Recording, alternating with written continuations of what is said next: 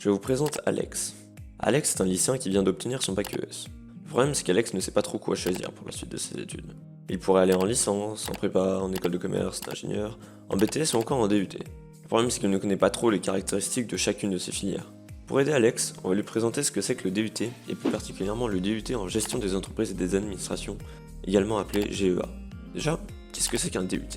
Un DUT est un diplôme universitaire technologique qui se prépare au sein d'un IUT, un institut universitaire technologique. Un DUT est un diplôme professionnalisant en 2 ans. Concernant le DUT GEA, il est possible de le faire pour toutes les personnes issues d'un bac S, ES et STMG. L'un des avantages du DUT est que c'est en contrôle continu. Le diplôme ne se joue donc pas seulement sur quelques examens à la fin des 2 années. Le DUT GEA est un diplôme national, c'est-à-dire que quel que soit l'IUT on le fait, le diplôme final a la même valeur pour tous. Chaque IUT est tenu de suivre le programme national, et ils ont une certaine marge de manœuvre qui permet d'organiser des projets plutôt sympas.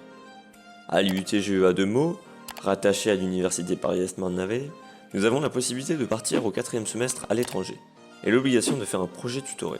Globalement, un projet tutoré est un projet que l'on doit réaliser de A à Z par groupe de 5 étudiants sur 1 an et demi. Si vous voulez en savoir un peu plus, regardez dans la description, nous vous mettrons une vidéo où vous expliquons ce en quoi ça consiste de manière plus précise. À l'IUT de Meaux, nous avons également la possibilité de choisir entre chinois et espagnol en LV2. La LV1 et l'anglais est obligatoire pour tous. Pour la seconde année, nous devons choisir une option parmi les 3 proposées. Les options sont GCF, gestion comptable et financière, GRH, gestion des ressources humaines, et GMO, gestion et management des organisations. Encore une fois, si vous voulez en savoir un peu plus, nous vous mettons un lien vers une vidéo détaillant point par point chacune de ces options.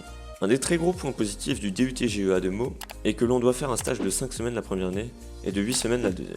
Le but de ces stages est de nous faire appliquer ce que l'on a vu en cours. Contrairement à ce que l'on pourrait penser, un DUT GEA ne signifie pas forcément des études courtes. La grande majorité des élèves continuent leurs études après l'obtention du DUT et vont dans des licences, générales ou professionnelles, des écoles de commerce, des IAE et encore d'autres débouchés en fonction du projet personnel de chacun. Grâce à ces informations, Alex sait maintenant ce qu'il veut faire. Il va postuler sur Parcoursup pour tenter d'aller au DUT GEA de Meaux pour essayer de devenir contrôleur de gestion. Et vous ?